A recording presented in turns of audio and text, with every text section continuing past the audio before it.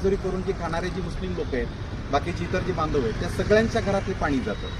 गेल्या 3 वर्षांपासून आम्ही वेगवेगळ्या सामाजिक संघटनांच्या वतीनं आम्ही पाठपुरावा करतोय, पण महानगरपालिका प्रशासन त्याला कोणत्याच प्रकारचं प्रत्युत्तर देत नाही.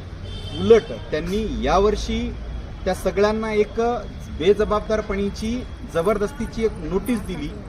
एक तर आम्ही नाला नोंदणीकरण ते करणार नाही, ते काम सोडा, सगळ्यांनी त्यांनी तिची पूर्ण घरं पूर्ण खाली करा. हा सगळ्यात मोठा तिथल्या परिसरातल्या लोकांसोबतला अन्याय आहे.